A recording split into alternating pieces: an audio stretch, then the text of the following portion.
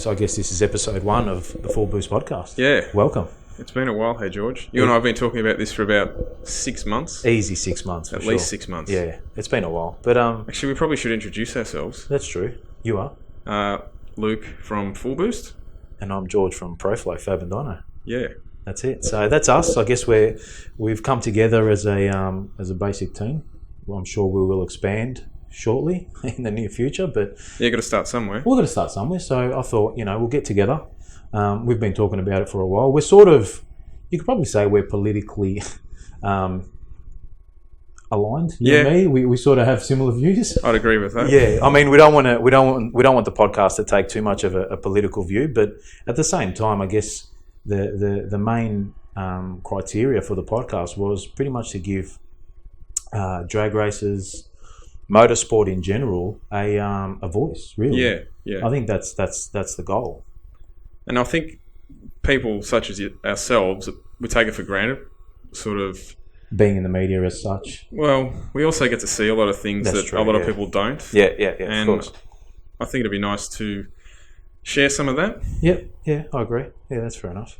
But yeah, no, it'd be good to we'll get some guests in as well. We'll try to get a guest in every week or whenever we do the podcast, really, and take it on a technical term as well. Yeah, absolutely. We'll do some technical stuff, do some tech talk, and discuss some new products. You're in the business a bit of dealing with certain manufacturers and companies and bringing out new products and such. So it can be a good thing, I guess. Yeah, I think between us we know quite a few people we can know. Yeah, we've been doing it for quite a bit. The two of Get us. on here for a chat. I was actually reminding myself of back in the days when FullBOOST was in its early days, and we'd go to Calder and then we'd jump on FullBOOST and you'd have to wait for like half an hour for each photo to download, and you'd get halfway through and then your internet connection would cut out or something. People used to say, "Oh, they take so long to download." And I said, "Well, try uploading them."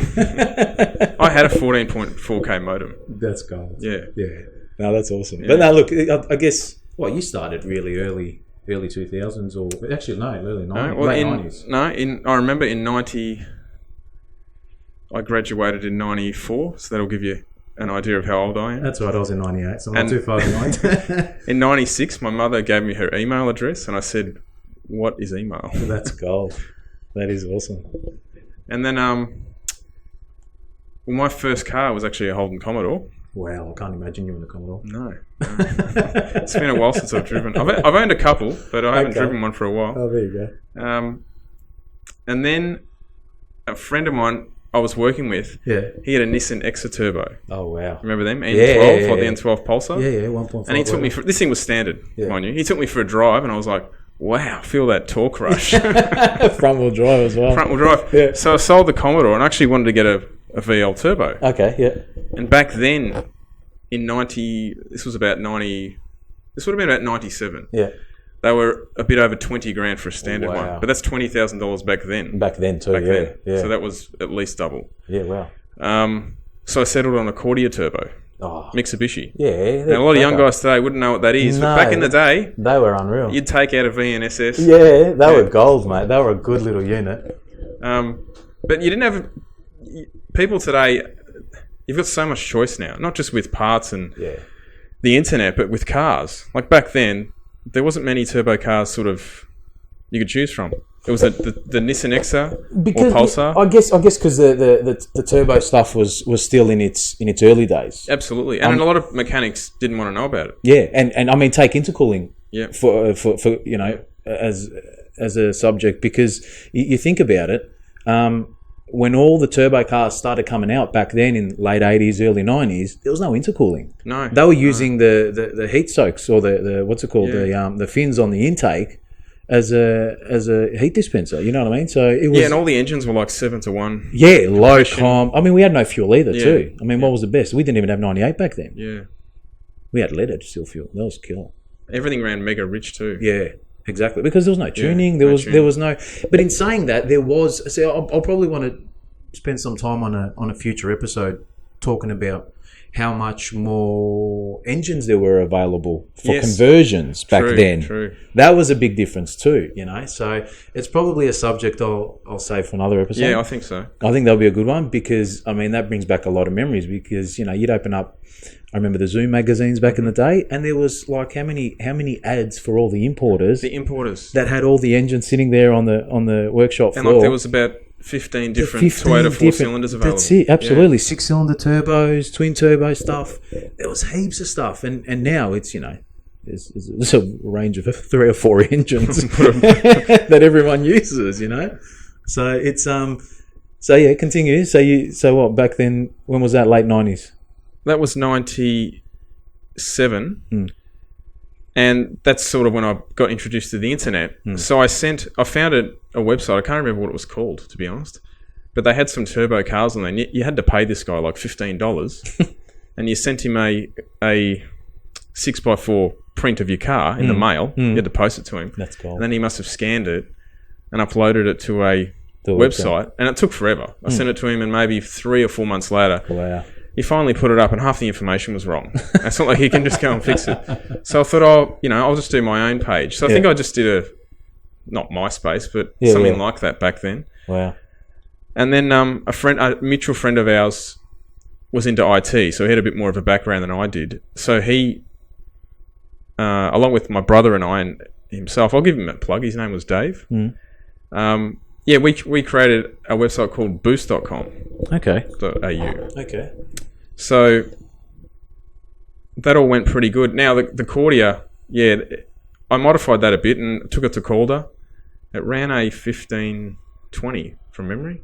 Probably with like a 2.3 60 footer or something. Yeah. I think I got a 2.21 out of it. There you go. Which was pretty damn good out of a front wheel drive. It's about right for a front drive, yeah. Now I remember you were talking about parts before. I walked into AVO and bought... Now, you couldn't just buy an eBay intercooler kit. No. I bought, in 98, I think it was, I paid $1,500 back then just for the intercooler off their MX-5 kit. Gotcha. Yeah. And then I took it to a place in... where was it? Mulgrave. And they fitted it up. Now, they had a background in rallying these Mitsubishi cars, so they knew a bit about them. I'm trying to think who that would have been. It was DMA. Okay, yeah. No, never. Anyway, never heard of them. I'm not sure if they're still around, but yeah, things back then were quite hard. I took the car to an exhaust shop and said, I want a 2.5-inch exhaust on it, right? These guys were laughing at me. Mate, it's a 4-cylinder. Yeah. Anyway, so I drove out of there with a press bent 2-inch. I laughed because I got the same thing. Yeah. And I thought, this car doesn't go. I can't feel one bit of difference. Yeah, that's cool. And at the time, it had a block cat. So I said, I need a cat. So the exhaust shop, this is why I went there originally. They said, it's going to cost like $1,300 from Mitsubishi for the cat. Wow. Because it sits up against the turbo. Yeah. And I said to them, why can't you just get a cat off another car and put it under the car? Yeah. And then no thought process. Oh my God, the light bulbs just went off. No one thought outside the square back then. Yeah, no, you can't. It was late 90s, man. What do you expect? Yeah. But I find that strange because the V8 guys were still doing their stuff back then too, and they were still doing, 3-inch exhausts, and mandrel bend was like that was a special word back in the day, you know what I mean? Like, you used to emphasise the mandrel bent exhaust, whereas nowadays, if someone knocks up a press bend, it's a joke, Yeah. So, but you know what? It goes to show, I guess, how far behind, I guess, the guys were in that regard, really. So it took, like, AVO was probably the only guys at the time that I remember anyway, in the area, because I'm from the southeast, so they were the only guys that pretty much started early days pushing the turbo stuff, Yeah, absolutely. Terry and the kids, so I mean that it's it's funny how we've evolved, I guess. What was your first car? Oh, jeez, here we go. This is going to bring the jokes out. But no, look, I was always a V8 guy. From when I say V8, I mean, I always loved the Brocky stuff, growing up, and, going through school in the mid-90s, it was all, VKs, VHs with, your 308s, 355s. It was all that sort of stuff, right? And I grew up with that. I grew up with all the pictures on my school books and in my room and all that sort of stuff. All the street Commodores, all that. Do you remember stuff. buying? I used to buy every episode of Tirana Power. I was never into the Tiranas. Yeah. I'll give you that. I was never into the Torres. I was mainly Commodores, really. And yeah, grew up. The boys we went to school with, they were all the same. And then for some reason, when I was about 17 and a half, I was in year 12, and there was a big car yard down the road from school. And I don't know why, man, but I just fell in love with this little Suzuki Swift GTI. Yeah. I just saw it. It was black. I think it had about 40,000 Ks on it. It was a 96 model. It was just gorgeous, man. I'm like, oh, that could be cool. And then at the same time, I started getting into the Hot 4 stuff too. The Hot 4s and Fast 4s and Rotary Mags and all your Zoom magazines. Because I was into the Zoom side of things too, because that was a little bit more technical. Yes, they were. They were all pushing the 4-cylinder turbo stuff too, So I sort of eventuated that way a little bit. So I bought the Swift. I got that. I probably kept it stock for about a couple of months. Put some wheels on it, lowered it, put an exhaust on it. And then it was actually funny, I had a chance meeting with now a good friend of mine, but this is funny how we met. So we'd organised, or there was an organised bit of a street meet, a couple of hotties were coming out, and we met up at a servo, and I pull up sort of bumper to bumper, face to face with this other Swift GTI. And this thing was like stock, hubcaps, standard ride height, obligatory bird shit all over it. Like, it was rubbish, right? Like, this thing was just like, and mine's all, slammed, polished wheels. Mine looked like a Lebo part, like it was gold, right? So the two are polar opposites, right next to each other. And anyway, we had a chat with the boys, and everyone was heading off to another meet point, whatever. So we jump in the car and I start cruising next to this little Swift. And you couldn't hear anything. It was nothing special. We get at the lights, and as we're rolling up to the lights turn green. So I take off, and this Swift takes off next to me. He's gone, right? And my mate's like, "Come on, George, catch up." And I look down, mate. I'm sitting on the limiter. Like, this thing can't go any faster. I can't row through these gears any quicker, and I can't catch this thing to save my life. And I'm like, what the hell just happened, right? So I pull up at the next set of lights. I go, dude, jump in the next servo, right? So we're going to the next servo. I said, dude, what the hell is with this thing, right? Anyway, it had a small turbo kit from the boys from ATS, yes, on the other side of town. Yes. So I met a good mate of mine. We're still mates till this day, and because of him, he knew what he was sort of doing in the turbo side of things. He was following the turbo front drive 4-cylinder scene quite a bit. It was quite big back in the days in late 90s. Yeah, they were. Early 2000s in America. You didn't have any, even in Australia with small cars, you didn't have the imports. No, but it hadn't come in yet, really. No, we didn't. But the Yanks over there, they had the Hondas. Of course, yes. And they were pushing them, like your Stephen Papadakis's and stuff like that. They were pushing the envelope with the front drive stuff, and they were going quick back then. Yeah. Like, they were running 8s. They were jamming H22s in little Civics, and they were going nuts. And so anyway, I sort of got my head around that sort of scene a little bit, and me and my mate Louis, we were talking about it, and anyway, so I started buying some parts, right? So I bought a turbo. I went to go buy one of AVO's manifolds because they had a little turbo kit to suit the GTIs back in the time, and then we sort of decided, we'll make it ourselves, right? So simple set of flanges, a couple of steam pipe bends. And we put a little manifold together. We jigged it up. I got a little intercooler off Supra 1G GTE, yes, like slightly bigger from EKW, the importers. They were a bit of an odd looking intercooler. They look like an oil cooler. They do, like a really big oil cooler. Yeah. And they had like 2-inch inlet and outlets. So that was interesting. And then I basically put this thing together. I took it to the exhaust shop. He done all the cooler plumbing for me, and done an exhaust for me. Same thing, 2.5 press bent, nothing special, or 2.25 probably even, I think I got. And that's it. I took it to AVO, we threw it on the dyno. Back then, it made like 100 kilowatts at the wheels. No ECU, it was just like 5-6 pounds of boost. Yeah. And we had fun. And then I advertised the turbo kit because I wanted to step it up a little bit. And same thing again, I put a turbo off a off RB20 or 25. Yeah. And even the guys at AVA said, you're not going to spool this thing up. It's too big. Anyway, it worked fine. It was fine. Ceramic back wheel and stuff like that. So I thought, you know what? I'll sell this kit. I'll build another kit, right? So I advertised the kit in the trading post at the time, and it sold. And the guy goes, oh, can you fit it too? I said, yeah, no worries. So I ended up fitting this kit. And then a mate of mine who we also met that had a Swift as well, he's like, all right, let's turbocharge mine as well. And then I done another kit for mine, and you can see where it's going, right? So then all of a sudden, my dad's garage is filling up with little Suzuki Swifts. How were the gearboxes in those? I remember they're like glass. Yeah, they're made out of glass. They weren't too strong. Yeah, no, we broke them all the time. And we were even ripping them out, pulling diff centers out of them, changing gears. We were doing everything, right? We were doing a heap of stuff to those. And that's how much I learned. And funnily enough, they were pretty inexpensive, right? The parts were inexpensive. They were easy to come by. Everything was smaller. Being a little 1.3 cylinder engine, everything was smaller, but it was a great foundation to learn on, right? And funnily enough, the cars were fairly straightforward back then. Like, they were. Even I'm not mechanically minded, but even I did a few peg gaskets and things on the Cordia. They weren't hard. Yeah, they weren't hard. Well, also, you're sort of forced to because you don't have the disposable income when you're 18 or 20 generally.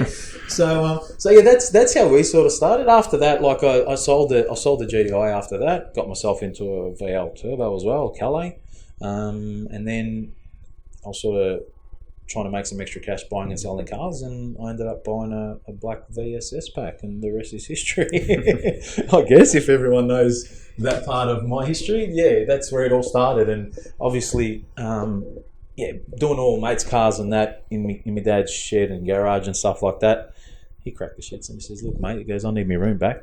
Go get yourself a factory. And we're here today. So 2004 that was. So you haven't worked for anyone else? No. You're a bit like me. I haven't had a full-time job since 99.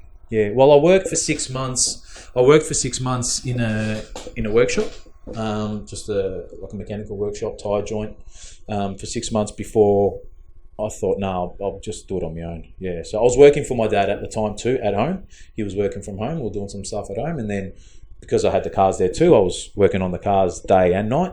And then I thought, no, I want to sort of expand my horizons a little bit. So we'll jump into a shop. Jumped into a workshop for about 6 months, and then threw myself into a factory and opened ProFlow Fabrications. In 04. So that's pretty much how we started. But it's always that your first car. Your first car teaches you everything, and I learnt so much. Like I built this turbo kit for this Swift. We tacked it together with the arc welder, and I took it down to a good mate of mine. He's a good mate of mine now, Pete from Rank Rotary. He had Rank Rotary at the time, which wasn't too far around the corner from AVO.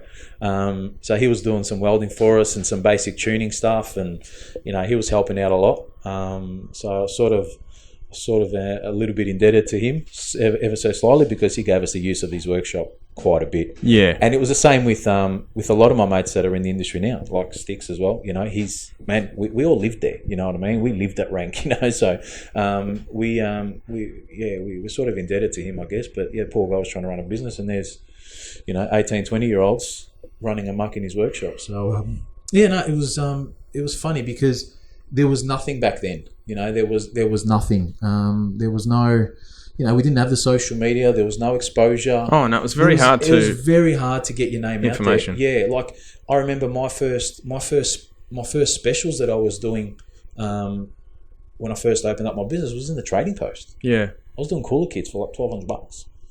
Drive in, drive out. And intercoolers weren't what they're worth today. No, they were 3-4 times the price. You know what I mean? So I was lucky if I was making $200 on a cooler kit, which took me a week to build. Yeah, I remember back in the day for a set of forged pistons, you'd pay $2,000 for 4. Yeah, back then. Yeah. Like it was very rare that you'd meet someone who actually had a forged bottom end in their car. Yeah, true. Yeah, true. Well, the thing was too, we didn't have the fuels either. I think that was played a big part in power production, I think, and tuning ability too. What ECUs did we have back then? Wolf 3D had their version 3 with the hand controller. There was no laptop stuff. Looking back on it, like all those turbo cars from the 80s, even if you maybe put a computer on it, no one upgraded the ignition side of it. No. And it was always fuel. Yeah. That's why even like Haltech at the time, and I know Fulf did too, but Haltech offered like your fuel only ECU because no one touched the ignition. I learnt that the hard way with the Swift, because I never touched the ignition side of things, and I had an ignition map which suited a high compression, naturally aspirated engine in a turbo engine, and I launched an engine doing that. So you learn very quickly what you can. Yeah, if you knew now back then, just some basic things, your car would have been twice as fast. I'm almost tempted to buy another Swift just to repeat history. So I want to do what I didn't do back then. You know what I mean? You want to just get onto it. But no, look, it is fun. It was interesting. I think that the lack of social media was good for it. I think that's right. Yeah, there's so much negativity comes with social media. Yeah, it does. Yeah, it does. I mean, I don't remember that growing up working on cars. Yeah. Like, I don't remember people bagging out your car. Yeah. Well, really. No, it really wasn't. No. I mean, we always, and you know what, we used to hang out with a big group of guys, like car guys, it's a big community, always is. But, we used to go out and pretty much every night of the week. Yeah. And that was our social media. That's what it was. And, guys were coming out with stockers, guys were building cars. They were bringing them out, and you never knew until the car was out, or you hear on the grapevine. That's the old school way. You know what I mean? But yeah, no, it was good times, I reckon. Looking back, I think it's you look back on those days and you're like, it'd be interesting to know what it would be like if you were that age now, how it would be, because this, like we said, so many things are indispensable now too. Engines and parts and stuff so cheap. Like I couldn't, when we were looking for stuff back then, I'd have to look in the trading post. It was a newspaper. There was no pictures. There was no questions. There was no, I had no idea what I was buying. There was plenty of times you'd turn up to someone's house and go, "This is not what you advertised." No, yeah, dude, I just walked out. Yeah, absolutely, and that was the problem, But we made it work. It worked. And that's a good thing, and I think that's what sort of gives you a little bit of strength and ability to think outside the square. Growing up in those days, you know what I mean, because you didn't have even the knowledge that the internet provides you. You know what I mean? Like if I had a drama with my engine, I didn't have Google. No, I had nothing of that. Nothing. I didn't have YouTube tutorials to tell me how to put the thing together. We pulled boxes apart, gearboxes apart, and we were changing crowns and pinions and synchros and stuff like that, and these little things, because they kept on breaking all the time. But we had no idea what we were doing. We'd put the box back in and hoping hell the thing drove. Yeah. You know what I mean? Yeah. And it did. And that was the best part about it, because you go out on a limb and you give it a crack. And, you got to be grateful to the guys that did give you that info back then, because any info back then, I guess, was valuable. Really. Yeah. Because you can't have that now. Now it's everything. I mean, even to this day, I still use stuff. I still Google stuff because you need to know, and it's easy. Oh, you have to. It's the easiest way. It's the easiest way, but there will always come a time where I will revert back to calling someone and asking an opinion, or asking, still need help. I've been in the industry for, since 2004. So, 14 years I've been in the industry, and I'll admit it. Don't know everything. Oh, absolutely. You're learning every single day in this industry, and even if it's your hobby, you'll still learn every day.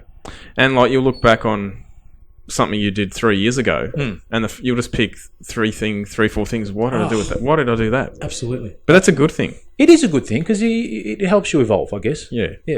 But no, it is a good thing. But times have changed, and now we don't have such a vast majority of engines to pick from, because no one's really going that way. But we do have parts available, which makes life easier for certain people. Yeah, it's not as I don't think it's as interesting as it was when we grew up, because like you were saying earlier about Zoom magazine, and you'd see the Rigolis have stuffed some Frankenstein engine into some Fiat, and you go, that's unreal. You don't see that now. You don't see that anymore. Who now is still playing with those Fiat cylinder heads? But you don't.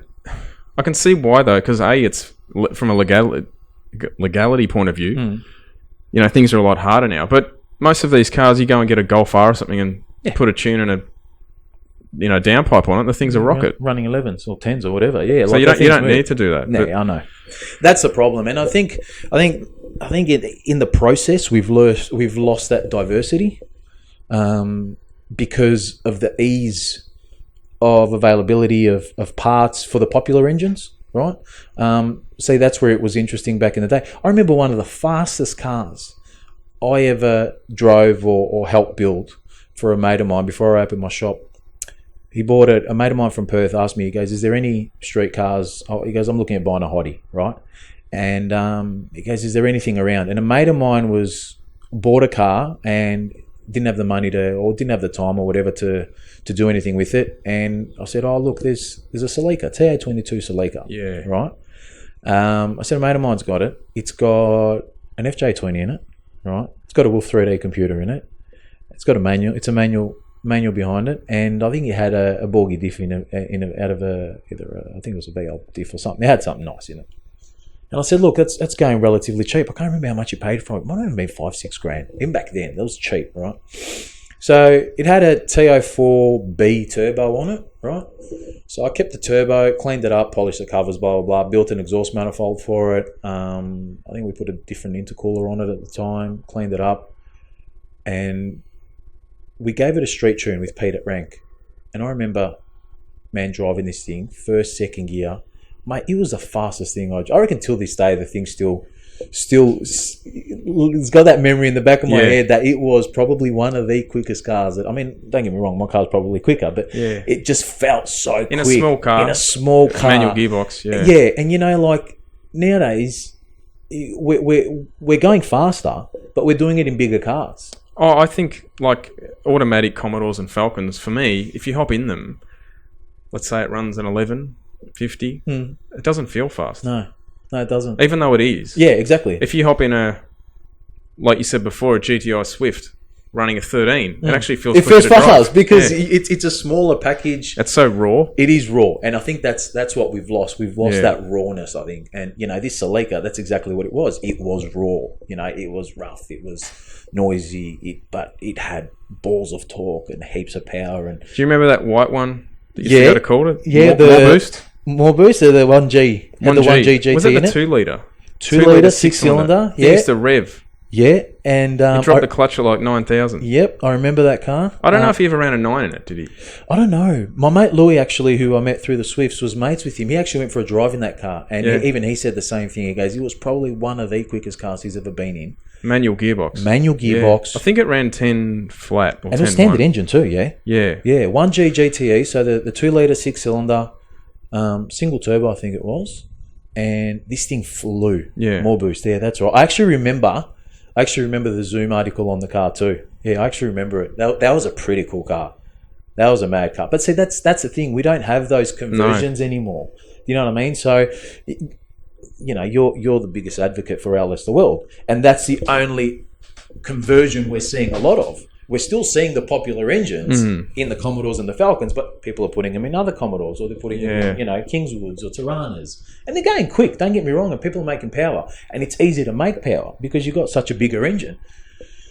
But we've lost that rawness of availability and diversity of engines that we can play with. Yeah. Or maybe they're there, but people just aren't willing to go there. Yes and no. I mean, if you want to get an FJ, where do you get one from? You can't go. That's the thing. FJs are they're prehistoric. You can't go to Wreckers and just get one. No, you gotta go to a what's it called, to a dig or something where some archaeologists are sweeping dust away looking for bones. But no, look, you're right. All those sorts of engines though, they all fetch money now. They do. Like a lot of people go on about how good a 2JZ is. We'll try to find parts for them, though. I know. We'll try to find factory parts. Factory parts and buy a full engine. They're quite hard. Expensive. Yeah, I had someone here yesterday asking, have you got any 2Js, mate? Because I can't find any.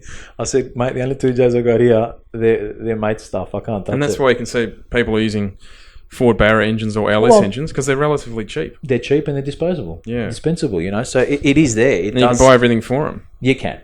And that's the thing, like looking at someone that's building something in a garage that really doesn't need the ability of diversity and is happy to do that, so be it, man. And kudos to him, you know what I mean?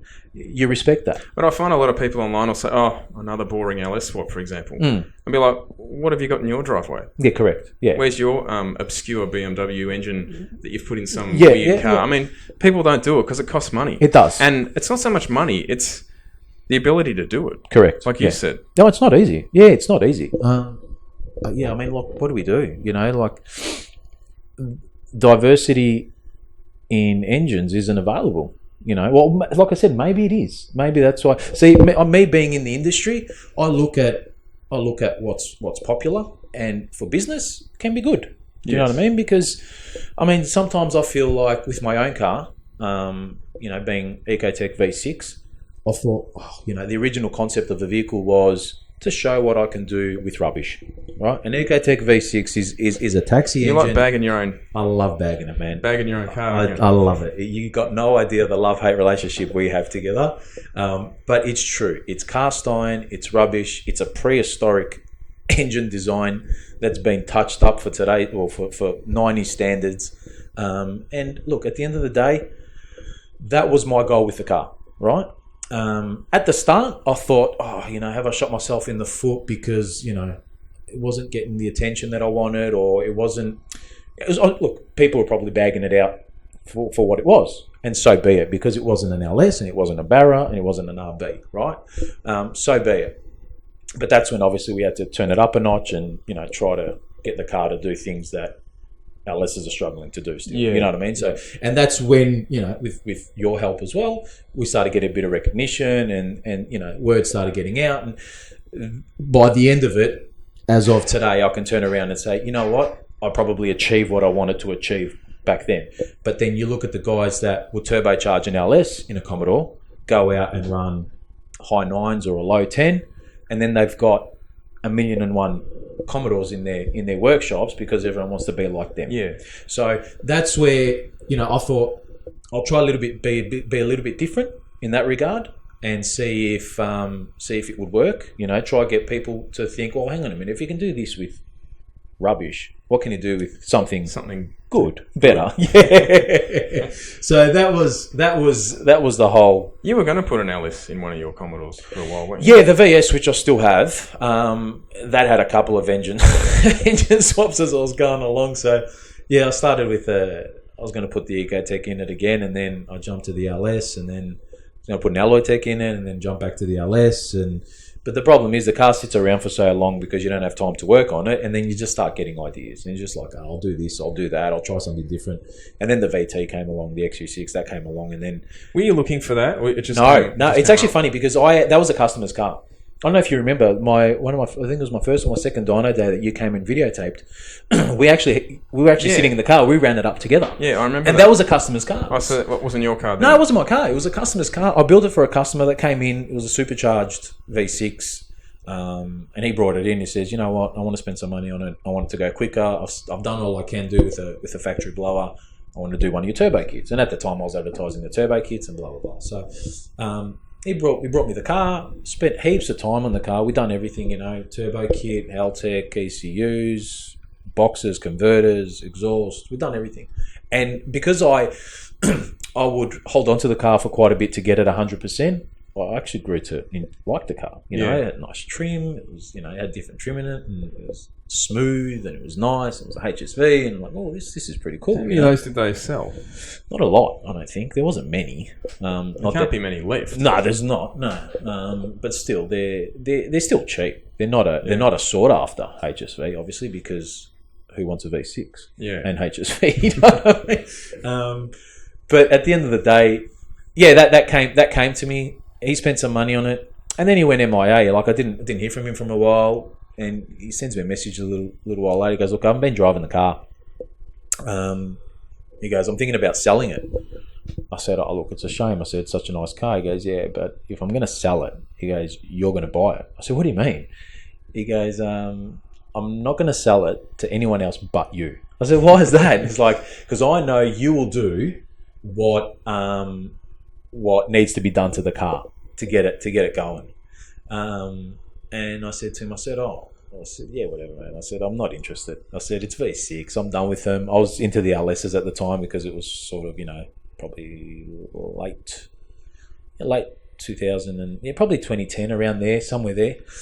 I said, no, I'm into the LSs, dude. I said, I've got no interest in the car. I said, I'm done from the V6s because I'd sort of phased out my turbo kit stuff from the V6s. It was dying off a bit, and I was trying to get into that LS scene. Anyway, so I let it go, and And then he says, my mate goes to me, goes, man, you should buy it. It's cheap. He goes, just do it. Have a bit of fun. See how you go. And I said, So it was still supercharged. No, it was turbo. It was turbo. Yeah, so it was all turboed. It was all done. It's been, but it was a standard engine. Wasn't still it? standard engine, still standard L67. Yeah. So, and he spent some money on it. You know, like we spent some good amount of coin on that car, but you know, I sort of wasn't interested. And my mate goes, dude, you'd be stupid to not buy it at that price. I said, look, he wants to sell it to me and only me. I said, I'll just wait and he'll come back and it'll be cheaper. He goes, you can't get it any cheaper than that. So anyway, I forgot about the car. 12 months later, almost to the day, he calls me up and he's like, he goes, man, he goes, it's yours. Take it. Pay me when you want. I'll do it cheaper. He goes, I'll do it cheaper, but it's yours. And I thought, you know what? 12 months later, I was probably a little bit, you know, the fact that it was cheaper was probably a bit more enticing.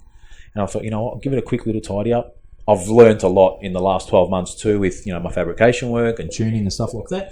I said, I'll tidy it up. I'll do another set of manifolds. Or, you know, probably tickle it a little bit, maybe erase it, and then I'll flip it. I said, I'll make quick cash. That's all the goal was for that car. And it started. So I made the manifolds and it still had a 3582 on it, like just a standard cast wheel thing. So I had that on there and had the 4-speed and, you know, pushed the... Did it always have an aftermarket computer on it? Or was yeah, it pretty much the moment it came in, I put a Heltec on it. Yeah, and it had a Sprint 500. It had a basic bare as knuckles, nothing, you know what I mean? But I made it work. We pushed a little bit harder with the... injector sizing, and because of that ECU couldn't handle... The drivers couldn't handle the bigger injectors. I was always, you know, because they only have four injector outputs and I was trying to run 6, I was grouping 2 together. So I was limited to how much injector I could put. And anyway, so I kept on pushing it. I took the car to Heathcote.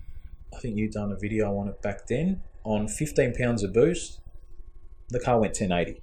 Yeah, I do remember. Remember that? Yeah, it went 1080 at like 120 something mile an hour. And I thought, oh, that's pretty cool.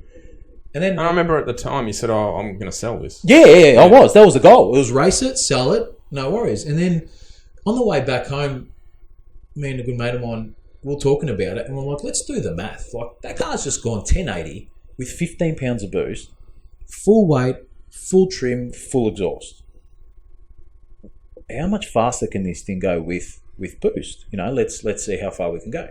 So I thought, oh, look, I want to put 2000s in it because I had an E85 at the time, but it was struggling with the injectors that we were running. So I'll put a Platinum Sport 2000 in it. I'll upgrade the ECU, and I'll go out and I'll push it a little bit harder, and we'll see what we can do. I see if the car goes 990, that'll be cool, right? So being a Heltec distributor, I rang them up. I said, oh, look, I want to upgrade. They're like, send us back the Sprint and we'll take the money off a Platinum Sport. You know, so I'm like, cool, guys. Yeah, because the guys are unreal. I've had a really good relationship with Heltec, so I can't fault them for that. So they gave me a good deal on the Platinum Sport. I started wiring it up. Now this is where it got interesting because as I was wiring it up, I was running I went to individual coils, right? So I got rid of the factory DFI as well, and I was running 6 coils. And I was putting the coils up on the firewall, where they still are till this day, right? And I had the plenum top off, and I was running some self-tappers to hold the mounts while I nut certed it, right? Anyway, because it's not a straight up and down, it's like a slight incline sort of firewall. It was pretty hard with the motor in there trying to get it. One self-tapper fell down. I thought. So I continued forth and done it, put the whole thing together. And at the time, I put a GT42 on the car as well. So I'm like, I'll step it up to a 42 as well, right? Still standard engine. So I set the car up, got the car running with the individual coils, and then something went bang, right? And so I pulled the cylinder head off, and that self-tapper had made it past the valve. Yeah, it had actually fallen into the intake port, made it past the valve, and smashed the piston. So I had this cool car, killer manifolds, great ECU, big 42 turbo, and a dead engine. I'm like, oh no. So you never got to use it. I never got to push the standard L67 with a 42 because I felt that car could have gone at least a high 9 easy, pushing it a little bit, But then that's when the engine build started, and that's when we started getting serious. So forged pistons, rods, done some head work, kept the same. They had the car originally had a supercharged camshaft in it, like an aftermarket one. So I've always left that supercharged cam, and that cam took me all the way to 930s. So I pushed it and then built it, and then found a couple of things along the way that needed fixing with the oiling system and shit like that, and that's it. We got it to. I think I never ran it with a 42. With a built engine, I upgraded to, because I became a distributor for forced induction turbos, the Borg Warners, Jose stuff from America. So I thought I'll try one of theirs as like as a promotional thing for my own vehicle. I've got to put something on there, right? Yeah. So I put one of their billet 76s on it, which was pretty much a billet version of the 42. Everyone was buying GDXs at the time, and they were so expensive. So I thought, a billet 42 in a plain bush, personally, in my opinion, seemed pretty cool. So I thought I'll give it a crack. So, we did. I put that on there, and then that's when, the 4L60E wasn't going to hold up either. So I thought I'll build a power glide for it as well. And that's how it starts, And then the ball just, and because, like I said, I'm in the business, and, you want to make sure that the car is representative of what you can do and what you are. You got to make sure you're one step ahead, you know what I mean, or you're doing the best that you can, because at the end of the day, as a business side of things, it's what looks good too, So I ended up going out with a built engine and a power glide, and the car just kept on feeding it boost and tuning it and playing with converters as well. That was pretty interesting as well. But we managed to get the car to eventually, only recently, go as low as 915. It had an 8 in it, but the valve train wasn't up for it. But the engine we're putting into a Tirana, a mate's LC Tirana, so it'll go quicker with less boost. But just touching back on your car now, it was pretty reliable in terms of the rear end, wasn't it? Rear end, it's actually funny. I never broke a drive shaft until a couple of weeks ago. I took the car to Heathcote, and the track wasn't there. It was pretty sad day. Like, there wasn't a lot of cars, there wasn't a lot of heat. And the car actually would viciously wheel spin. Yeah, so it's tramped a bit. It tramped a bit. Well, although it's got anti-tramp, it shook the tyres quite hard. And believe it or not, that's what killed it. That's what broke the suspension. Well, at least I actually snapped an axle, so I broke the CV and the stub axle inside the diff at the same time. Yeah, I remember back in the day, the rotary guys would say, you'll break the diff in an NA rotary, but not a turbo one. Because a turbo one will just... Yeah, because it tramps so much harder. Just spin the tyres. And it is. It's quite vicious. Yeah. And it was funny because we were talking... A good mate of mine actually cruised for Dom Lupino in his Mustang, the radial Mustang. And he goes, they broke a 40-spline axle with the same thing. Just based off vicious... 40-spline axle. Never broken one. But vicious wheel spin at a, I can't remember which track it was. Could have even been Calder. Vicious wheel spin, snapped it. And if you think of the harmonics that happen on an aggressive wheel spin like that, like a tyre shake like that, man, I don't care. And the radial tyres heavier, and they don't. They don't absorb as much. Soak up that. Correct. That energy like the slick does. Yeah. So, funnily enough, I've never broken a drive shaft. Now, I've left. I regularly leave at 5,500 RPM on the trans brake with anywhere from 13 to 22 pounds of boost. And I let go of that trans brake, and every time I let go, I'm like, it's going to break, it's going to break, it's going to break. And lo and behold, the car never broke a shaft on full power. Never broke anything in the arse end. It actually was reliable. It actually was a reliable rear end because did you have a spool in it? No, well, that's the thing. I spent some time on the rear end. Like, I was watching what the guys in the States were doing, the G-Force guys. Although they were stepping it up to 9 inches, I was still looking at what they were doing. I actually still had the same drive shafts in the car that I bought the car off. That were in the car when I bought it. Yeah, okay. So still the standard V6 drive shafts have been in the car the whole time. And it's had a hard time on the street and on the track, and never once has it given me any grief. But yeah, I put some solid bushing in it. I had a true track in it. I had, I'd done some tips and tricks with because those earlier IRS Commodores, the wheels used to really cave in like a Datsun, didn't they? Yeah, you got to put the anti-camber kit in it. Yeah, I think that, look, even when because I mounted some double adjustable shocks that I had lying around to some coilovers, I took the coils off and I used just a shock, and I took it to the wheel alignment shop down the road, and till this day it's still got actual camber, but because it's got such a big tyre, you don't see it. Do you know what I mean? All the lower profile tyres, you see it. You do see it. Yeah. But big 275, you got such a big sidewall, you don't see it. Do you know what I mean? You can't tell. Even when it launches, mine actually launches straight. Under launch, it actually straightens up a little bit. So it actually has less camber on the launch, which helps. But yeah, it's that was a reliable rear end. Like we were talking just before, and I was saying how I'm stepping it up to a 4-link, but it's only just because you want to go quicker in the 60. So what are you doing to the car? Is that hush or? No, look, I'm happy to talk about it. It's at the end of the day, like I said, it's a promotional thing. So the more I do. I'm actually happy you're not going down the LS route. Nah, there's no LS. I won't put it. Everyone asking me now, it's time for an LS, but I can't do it. Now, you're going to tell everyone now you are putting a Barra in it, yeah? Yeah. After all this hate the Barras have given me, I thought if you can't beat them, join them, yeah? Just trade one taxi engine for another? Yeah, well, pretty much. That's pretty much. Well, I am doing that, but not a Barra. So, but no, we'll be putting a different V6 in it. Twin cam. Something. VR38. Yeah, well, yeah.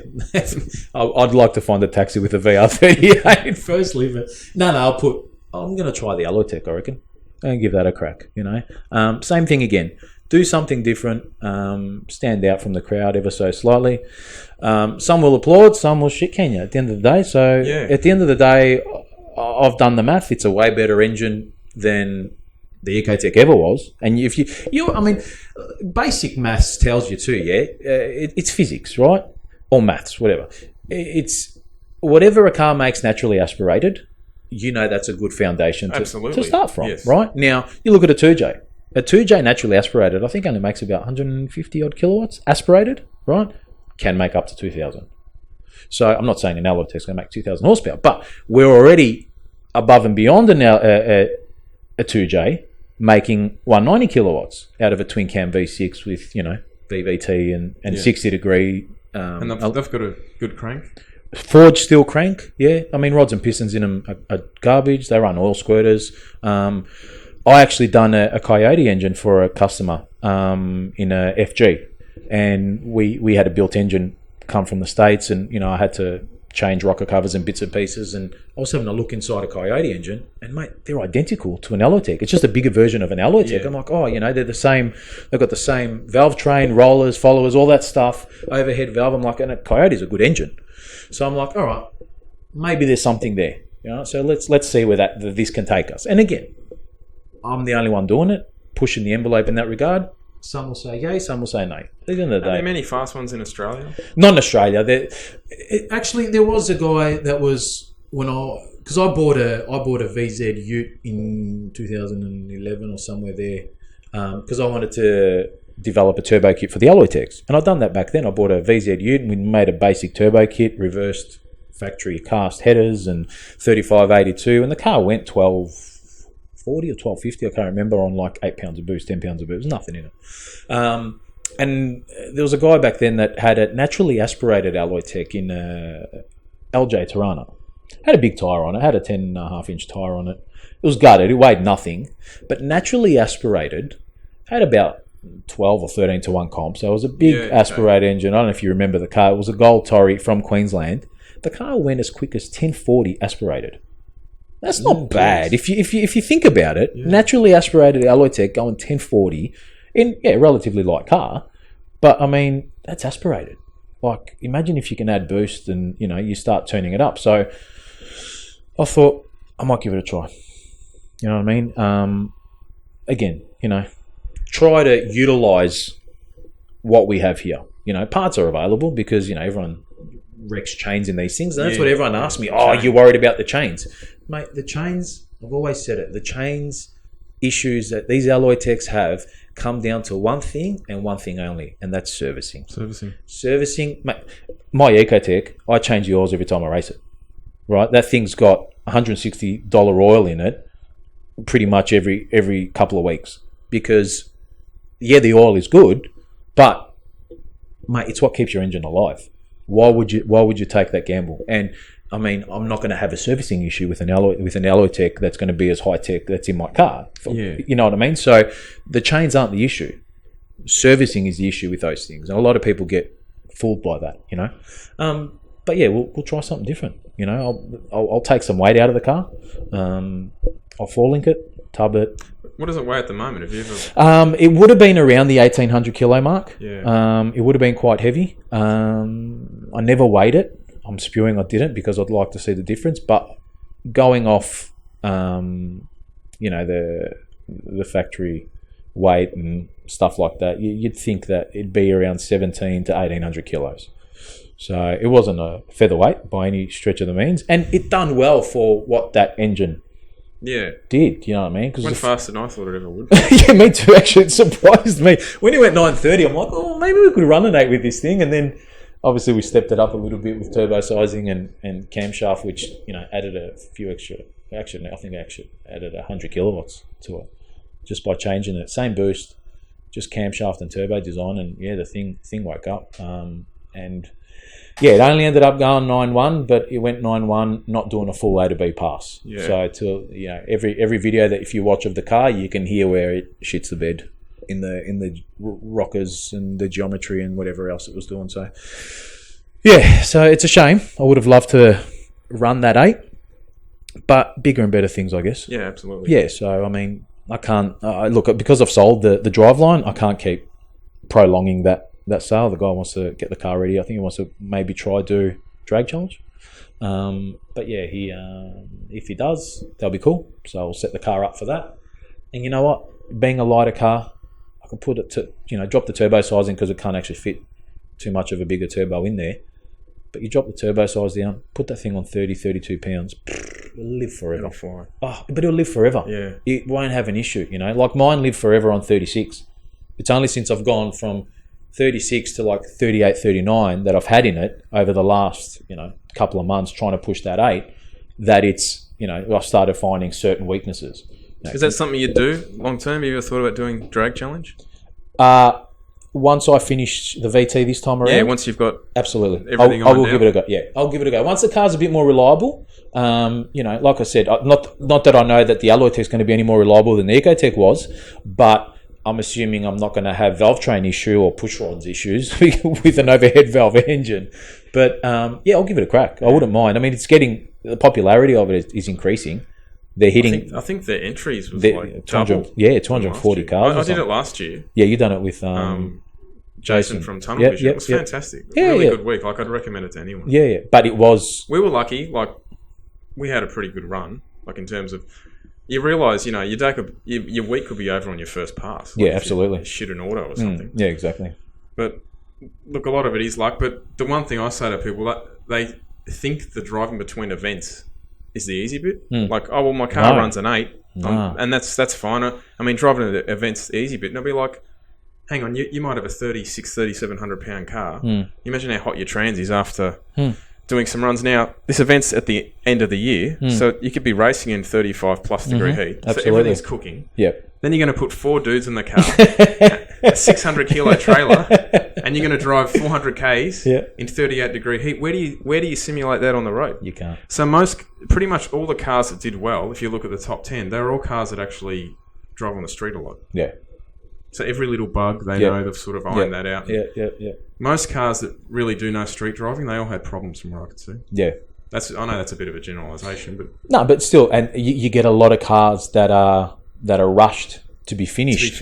Yes. For the event, and without any data or any nutting out of these little inconsistencies or dramas. And the problem is they're finding out about them in the middle of nowhere. Unfortunately, you feel really bad for these guys because they bust their ass absolutely getting this car ready, and then something goes wrong. Well, that's why I sort of never attempted to do it with the VT as a IRS car. Yeah, because I like I said, till this day, I'll let go of that trans brake, and I'm like, is the thing going to hold? As much faith as I had in it, I still doubted it. Do you know what I mean? And that's where you start freaking out a bit.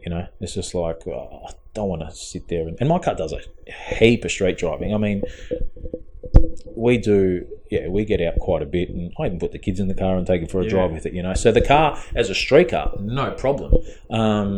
Would it do 400 k's in that sort of degree weather? I don't want to find out. It's a full cast iron engine.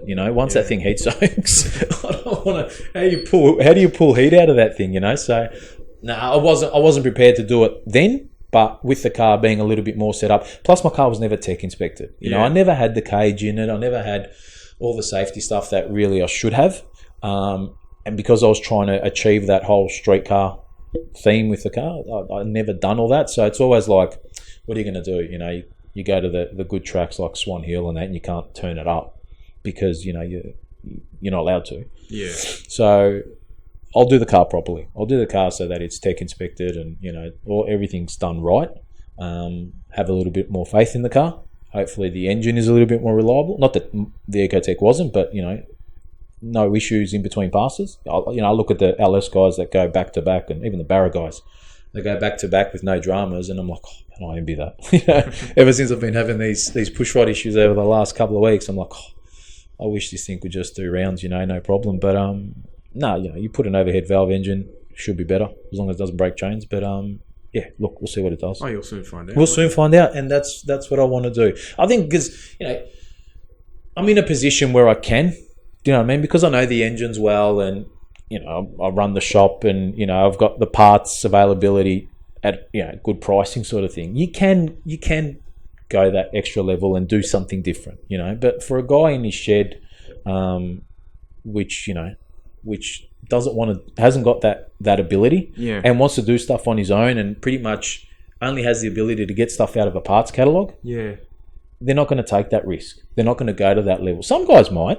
Yeah. Some guys might try to say, let's see what I've got this car, and if you're doing something a bit exotic, if you can't do it yourself, even if you're paying, top dollar to get it done, it's time. Absolutely, yeah. Because let's face it, if you could do it yourself, like you can work on it whenever you want. Yeah, absolutely. Yeah, that's the thing, and I do. Like I'll stay back tonight and I'll do some work on the car, or we'll test some stuff and we'll play with some stuff. I mean, I've done it with the Ecotec. I tried to do some oiling stuff with it, and I found out the hard way. I found out that it's not going to work.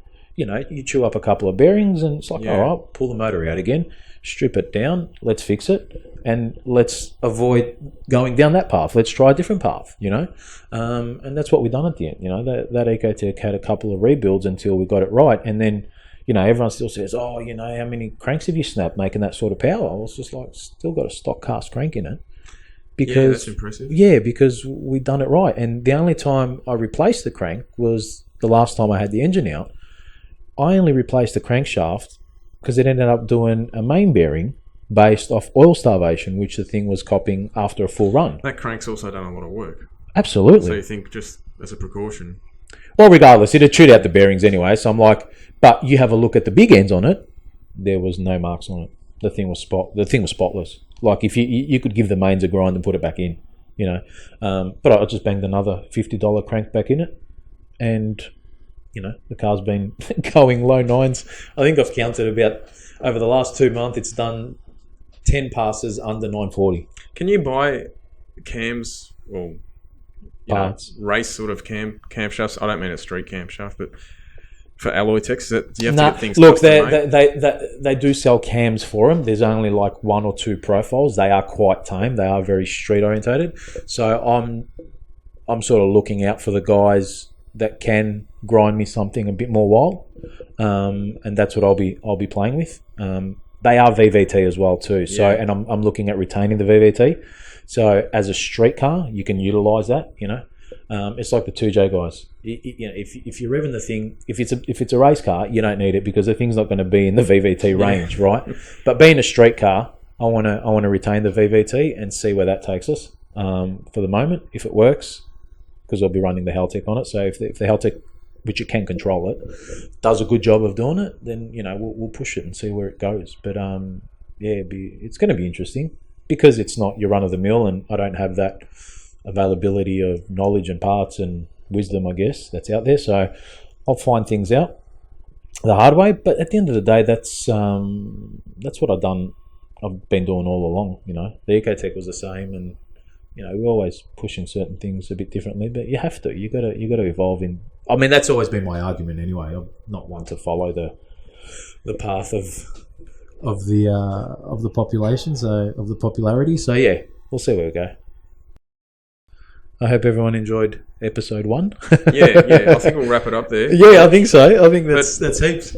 Next episode, we'll probably get a guest on, I think. I think so. Who do you reckon? Do you want to ask around? Do you want me to ask around? I could. I could get 10 people in one day, but see who's available. We'll see who's available. Yeah. So we'll try to get someone in if they're available, and if they're able to come through, then we'll go from there. All right. Done. All right. See you guys. Cheers. See you, Luke.